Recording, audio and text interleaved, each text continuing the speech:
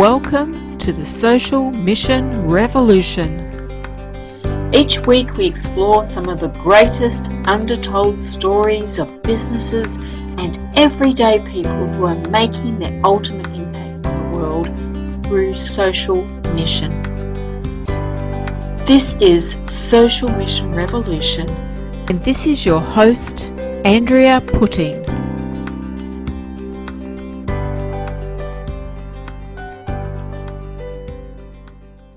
Welcome to the Social Mission Revolution.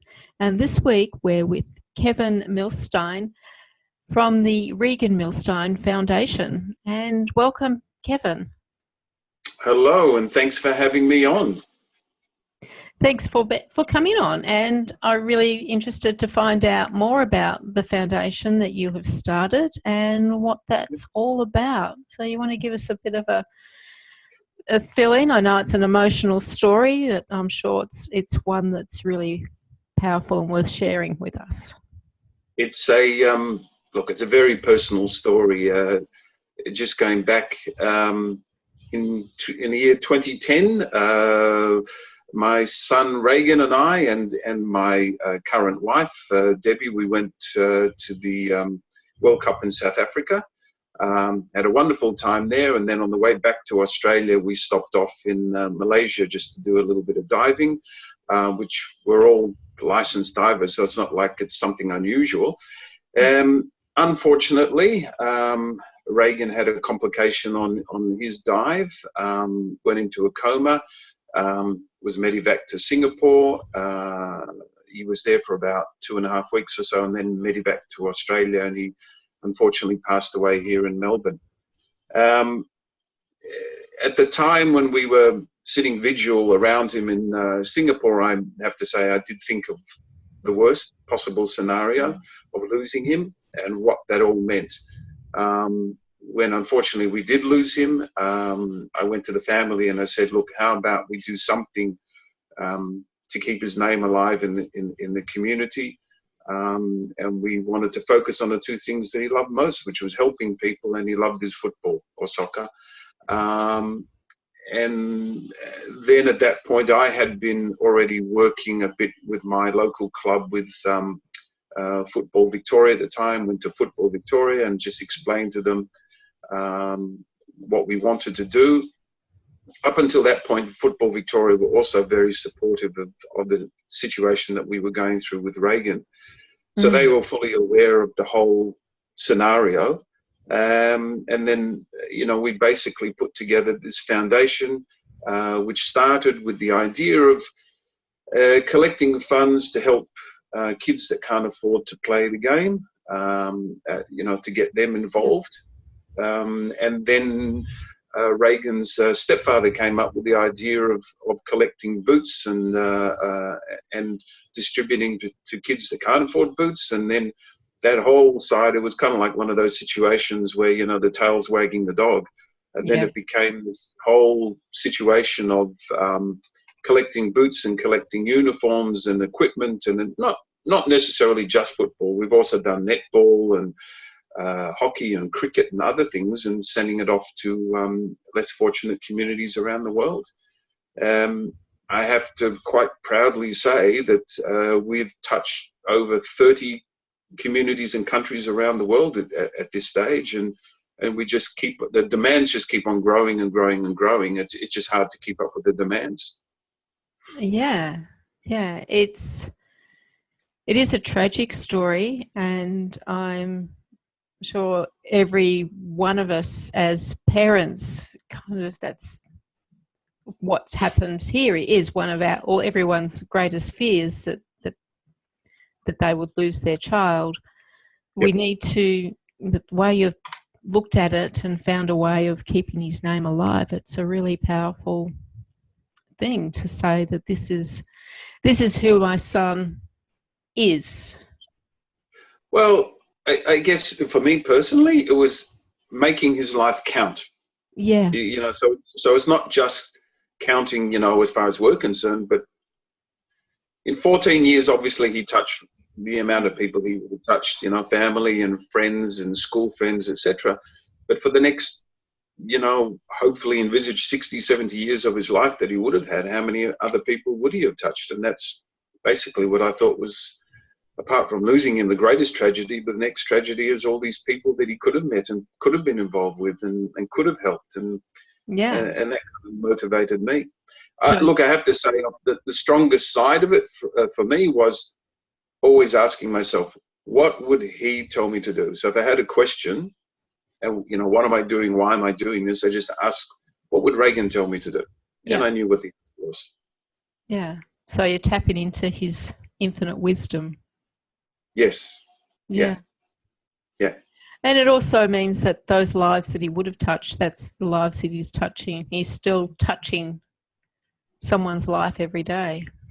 Well, look, I have to say that he's touching probably 10 times as many lives now than he probably would have touched in a normal lifetime. You know, if I go back to what the foundation, you know, where it's been, I mean, we've been from, you know, we're currently in several places in Africa, in Eastern Europe, we've touched in South America, we've done things in Asia, we've done a lot of work in the South Pacific, and in around Australia as well. So there's, you know, hundreds of people that he would have touched, he is touching sort of now through all this different work that we're doing now. Yeah, that's awesome. Now, before we get too far into it, I need to ask you the question that I ask everybody. If there was one thing for you that you could fight for, just one thing, what would that be? You mean apart from the foundation or just in general? Just in general. Just a general question. Oh, wow, boy, if I had a magic wand, then I'd certainly be tackling this whole, you know, climate change issue. I mean, it is so massive, and it's going to impact the whole world. It already is starting to impact the whole world, you know, and so with a magic wand, I'd certainly be tackling that. Yeah.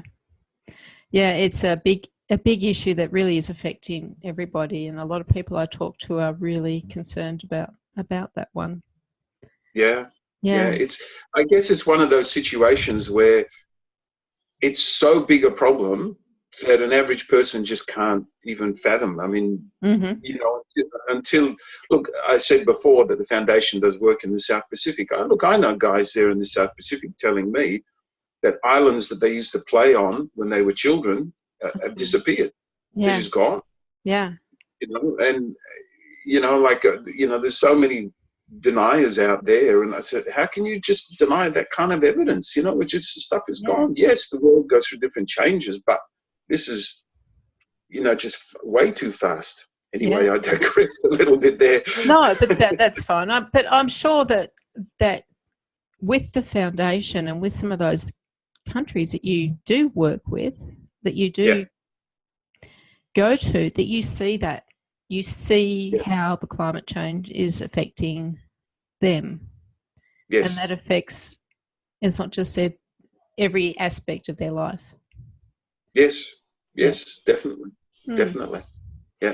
Yeah, that's a good one. Thanks for bringing that one up to remind us that that's something that we all need to keep some kind of focus on. Yeah. So you've go back to the foundation. Yes. That's what we talked about. And we've talked about why you do it and a little bit about what it does. So, I had a question there for you. What was it? That's right, I'll cut that out. How have you want to know? Yeah. Sorry. You were just about to say that. How do you go about it? I was just about to say, if you want to know how do we work our magic, I suppose. Yeah. It's how do you go about setting up a foundation like this and making it work? Because it is a lot of work. It's not easy. And look, I've said it a million times that every cause needs a champion. And, you know, if you don't have a champion that's going to be running, whatever it happens to be, whatever cause, it's just not going to work. It's just going to fall flat on its face. It just was, I think, like I explained before, I was already connected into the football world and they sort of helped us to get going. and now, now I've got so much of a broader connection around the world. It's a matter of just basically putting out the message that, we are here to collect your old uniforms and your boots. That's as far as the clubs in Australia are concerned. And we've actually even done it in New Zealand as well. Yeah. And then slowly people come on board, like yesterday being Sunday afternoon, which is Sunday afternoon, you're supposed to be up and resting, putting your feet up. But I was actually traveling around suburban Melbourne collecting uniforms and boots from different clubs, which I've brought home here, put in my garage for the moment. I'll have to sort through it because I've got demands from Africa, demands from the South Pacific for all this equipment. Look, it's not easy. It's a passion of love that I particularly have. But I guess because I've traveled the world and I've seen, where not just football, but sport in general, where sport in general can really connect people together. For me, it's just so important that you've got a kid that's handed in a pair of old boots. Let's just say it's at, where was I yesterday? Clifton Hill. Let's say it's at the Clifton Hill Junior Football Club. They've handed in their old pair of boots. And then eventually they end up in, let's say, Kenya. And somebody takes a photo of those pair of boots with a kid in Kenya. And hopefully the family's watching on Facebook or Twitter or whatever it is, social media that we use. And they can see that their pair of boots is connected to a kid in Kenya. And to me, just making the world small and just making people realize, you know what, we actually live in a privileged country. And yes, I know that there are people that are suffering, but just in general, we live in a very privileged society, very privileged country, but there are countries out there which are far less privileged than we are, very, very much unfortunate communities. And a old pair of boots to them is like gold from, falling from the sky. You just don't realize how important it is. Mm-hmm. One of the most vivid memories I have is a few years back, I did a delivery to Samoa, and part of the mission was I went over there and sort of like did a ceremonial handover, etc. And I remember a young man. A lot of the equipment was just sort of put out on the table as sort of like a sample of the things that we were donating. And I remember a young man going over to the table and picking up a pair of boots. And he looked at me and he said, "Are these for me?" And I said, "Well, you have to ask your team manager and your coach if if it's the right size, etc." But I said yes, and he couldn't believe it. He just couldn't believe he was getting a pair of boots. Yeah. I mean, we would take that so much for granted. Yeah. I know, being president of a local junior club, if a kid's got a pair of boots that are too small, mum and dad just take them down to the local shopping centre and buy them a new pair of boots. No problems. That's right. Yeah. Never mind. And I have to say in a funny way is that a lot of the stuff that we do in this collection side of it helps people to clear out their garages and also helps clubs to clear out their old equipment as well. So we're kind of like, I guess we're kind of like a recycling a service to the community. Yeah. So what you're doing is, if you look at the different levels, this is what I like to look at with any social mission. If we look at the different levels of impact, it's quite amazing. So for the child who's grown out of his own boots, suddenly he becomes aware that, hey, that other kids in other countries don't have what we have. Yes. And that's a big impact on them, into their lives, just to open up to that to young children. Yes. I was talking to a 7-year-old girl the other day and told her that she'd found 5 cents, and her father said, "Well, that's not going to get you much." And I told her that 5 cents would buy a child in Africa 2 days of water. And she was just blown away that children in Africa didn't have water. Yeah. So just opening their eyes just starts to give them a bigger world picture of that not everyone has what we have. And and then they're able to do something to help. So we've got that level, and then there's a level of those people like yourself who are working on that, and the satisfaction and fulfillment that you get, and then what it means Yep. to the people that receive, because Yep. it's not just Exactly. their sport, it's that community, and we know that sport gives them such enormous sense of many things. Yeah. Pride and community and Yeah. opportunities. We never know where those opportunities will take someone. Well, you kind of don't realize that, again, we take it for granted that. Yeah. Oh, I've lost your sound. Somehow you. Things to do here just in general, you know, in Australia. But, you know, you go to kids in less fortunate communities and they're suffering. They, you know, they, as you just said, you know, some of them don't even have water. You know, never mind, you know, about just other services, other basic services that are happening. Yeah. Yeah, it's using sport to connect the kids to come in, and some of the communities that I've worked with is they use sport as an educational tool. So the kids that might not get an education, they're having to come in to play sport. So therefore, you sit down, do your homework, do your education, and then we'll go out and play our sport. You know, so that's what they're using it in some instances, and I know that in some instances it gets used around Australia in the same way too. Yeah, you've got to come to school to participate in the sport. Yes. And yes. do your work. Yeah. Yes. Yeah. So it encourages them on so many levels. It means so much to people at different levels. Yep. Yep. Also, look, I also find that I guess it's no secret, but sport opens up doors. So, like as I've mentioned, I work in the South Pacific. They're not that far away from Australia, so I encouraging those kids, and they have different issues.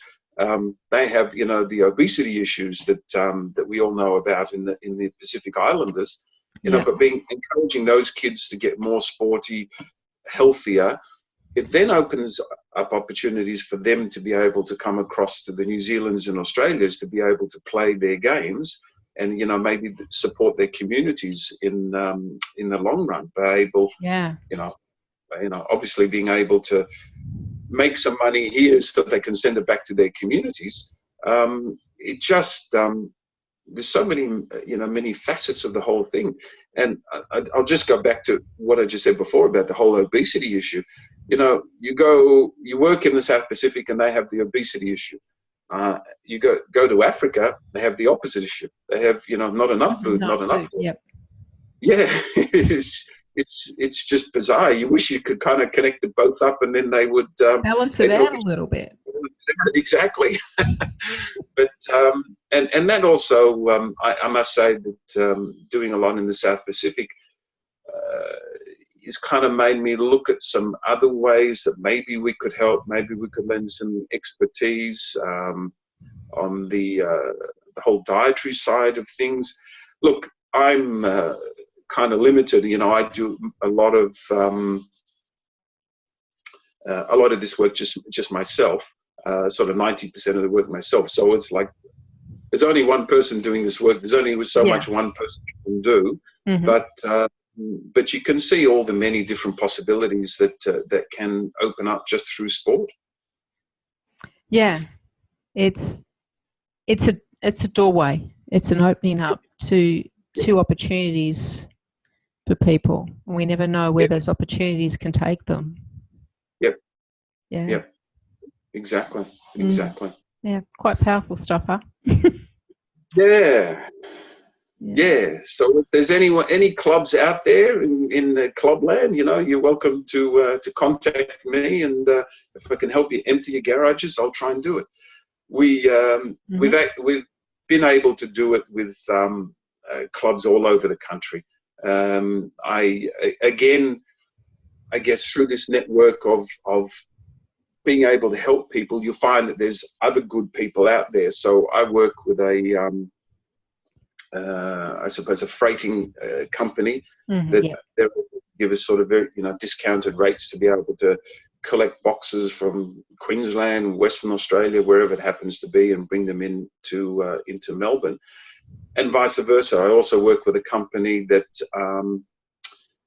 their contribution to the foundation is that they give us cut rates on doing air freight deliveries anywhere in the world, as long as it's like a pallet worth or something like that. But it honestly costs us very, very little to be able to send it away, but it still costs money.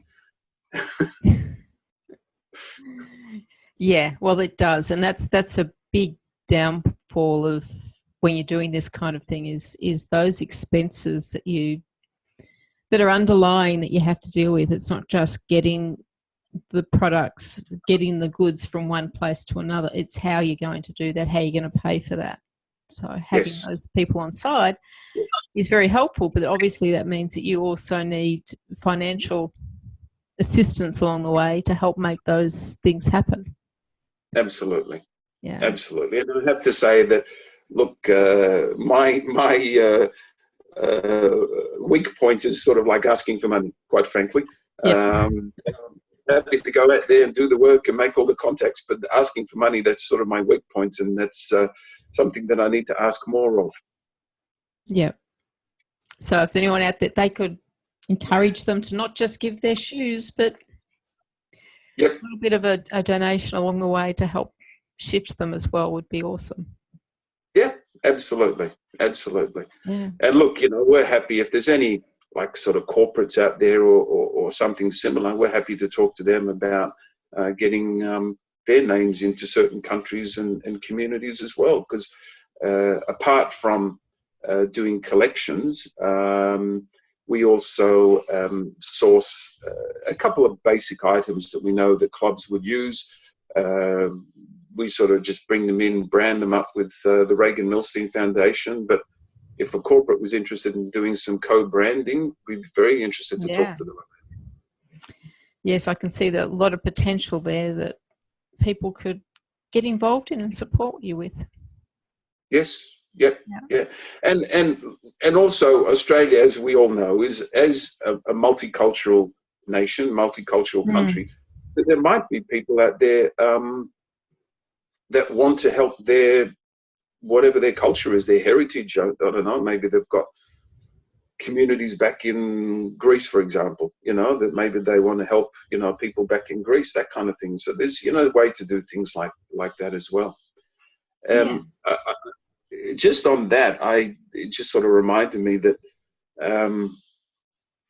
I guess one of the most incredible gifts that Reagan left me when he passed away was the ability to meet the most fantastic people that you would never know about, that are working, hours and miracles in their particular communities all over the world. They're just some magnificent people that are doing things, and really unsung heroes, honestly. Absolutely. And you'd be surprised at how many people they touch in their individual communities and what a difference they make in their communities. I can think of guys in Kenya, South Africa, Eastern Europe, in Tonga, in Cambodia that I've met that were just, incredible stories that would just sort of blow you away.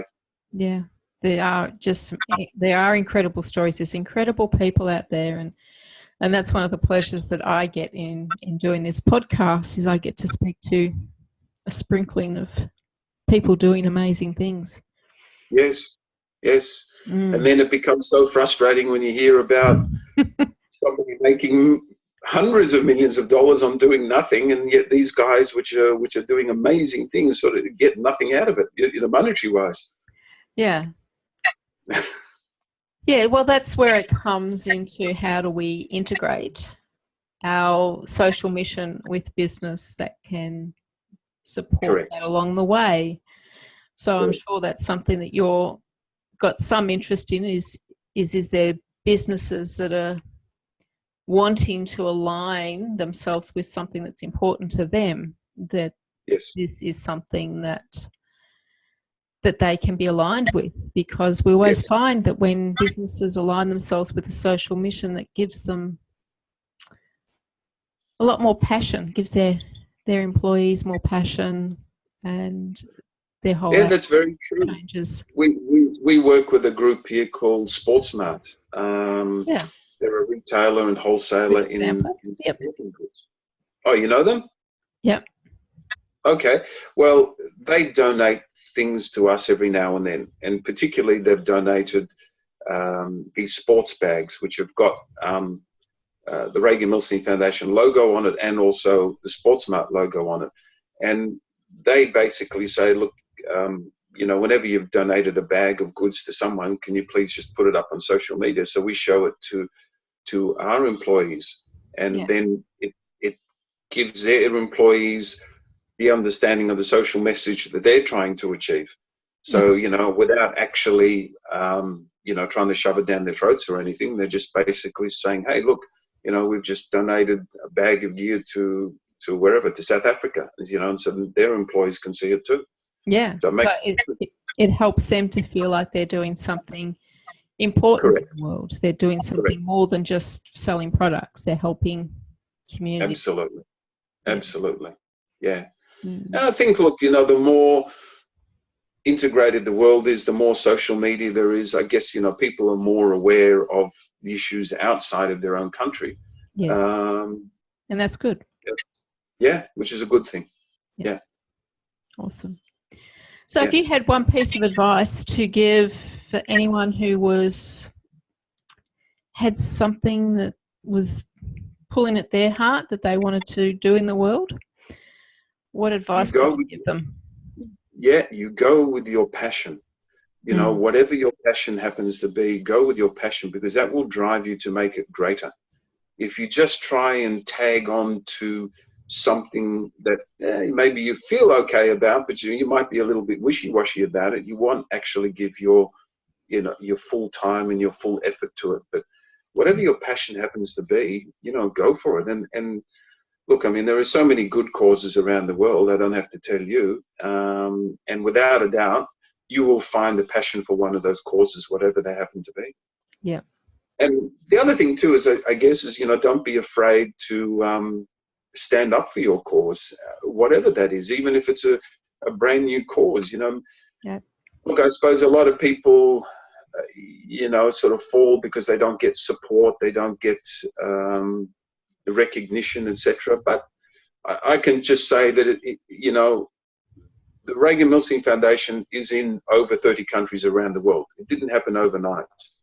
Yep. And that wasn't our aim. Our aim wasn't really to be all over the world. Our aim was to help kids in Australia, which we still do.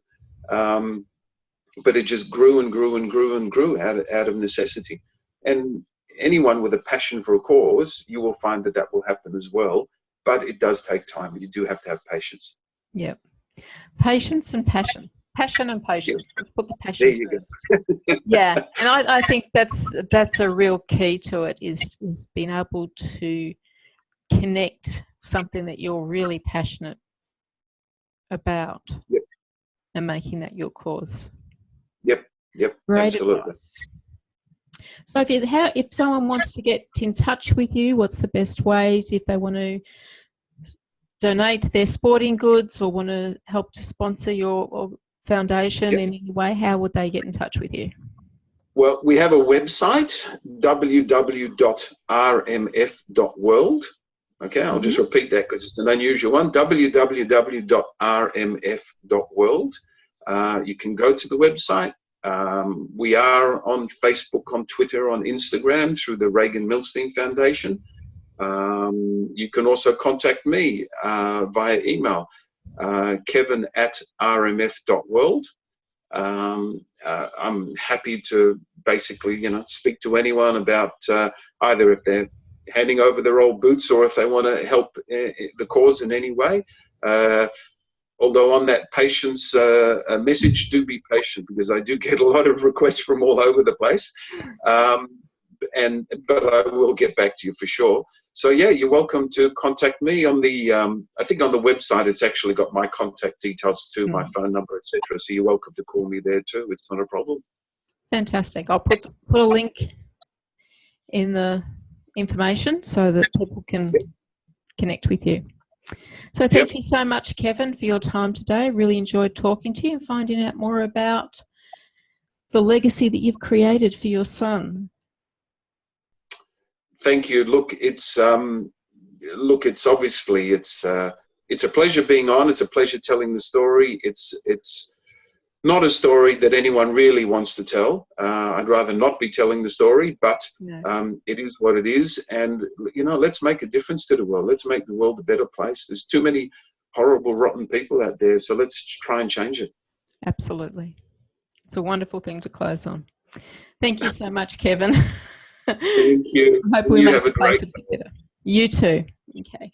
Thanks. And that's another episode of the Social Mission Revolution, and we'll be back again next week with another Social Mission Revolutionist. Until then.